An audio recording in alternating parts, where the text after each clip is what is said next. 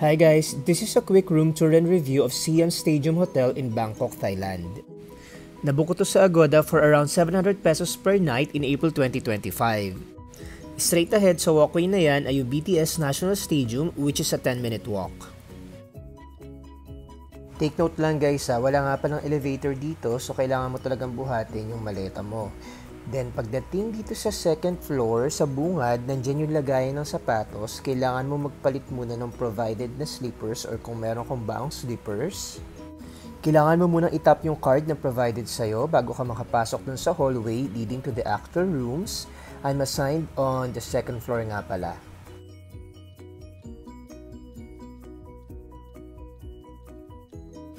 Kailangan mo nga rin palang itap ulit yung card mo bago ka naman pumasok dun sa mismong room for security. There are 3 bunk beds per room, so bali 6 na beds lahat. Nung time ko hindi siya occupied lahat, siguro mga 4 out of 6 beds lang yung occupied. Then yan, may aircon din at napakalamig ng aircon. Nirequest ko pala na ma-assign ako sa lower bunk bed. And then, meron dyang parang slot, lalagay mo dun yung card mo para ma-enable or ma-turn on yung electricity dun sa space mo.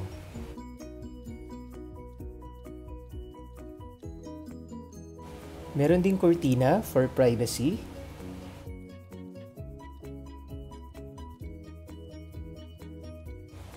Ito naman pala guys, yung view from the other end of the room. And mapapansin nyo din na may mga lamesita and chairs. So pwede kang maupo dyan, maybe work a little bit, or pwede mo ding sabitan or patungan or lalagyan ng mga stuff mo.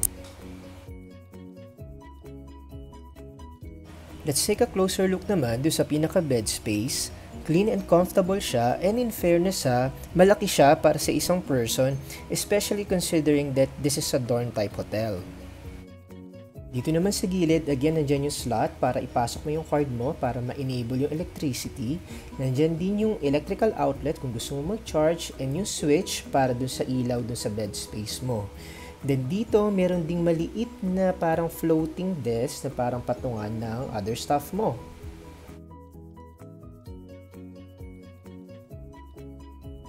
Isa pala sa nagustuhan ko yung cabinet size kasi malaki siya, nagkasya both of my bags. Yung maleta ko pala, medium size yan, 26 inches yung height. And kahit nandyan sila pareho, ang dami pa ding space na natira dun sa cabinet.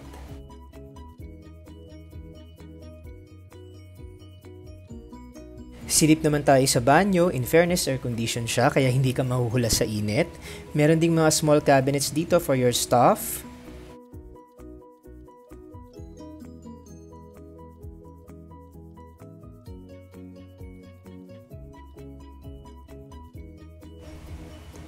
Meron ding provided na tissue and mga hair dryers sa desk. Merong 4 na shower cubicles, so hindi kayo magkakaubusan or magkakaunahan. Per shower cube, merong hot and cold shower, and provided na din ang shampoo and body wash. Overall guys, malinis naman siya in the sense na wala kang makikitang fresh dirt or stains. However, may mga traces of old stains dun sa baba. As you can see dun sa tiles, may mga dark spots siya. Hindi siya magandang tingnan. To be honest, medyo nakakadiri siya sa simula. But I got used to it knowing na hindi naman sila fresh dirt. Although sana mag-deep cleaning sila once in a while to address those unsightly marks. Doon naman sa pinaka-toilet, there are 3 toilet cubes, and in fairness, lahat sila malinis and malakas din yung pressure ng tubig at meron din kasamang bidet. Meron na ring wifi sa hotel at mabilis naman yung connection, at madalas nga nakakakita ako ng mga nagre-remote work dun sa may pantry.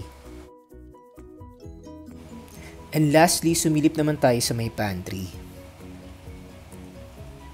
Provided na dito yung baso tsaka tasa, and pwede kang magtimpla ng kape, Milo, and meron na ding hot water. Reminder lang pala na kanya-kanyang hugas ng baso at tasa na ginamit. As you can see guys, marami ring available na hilera ng lamesa and mga upuan.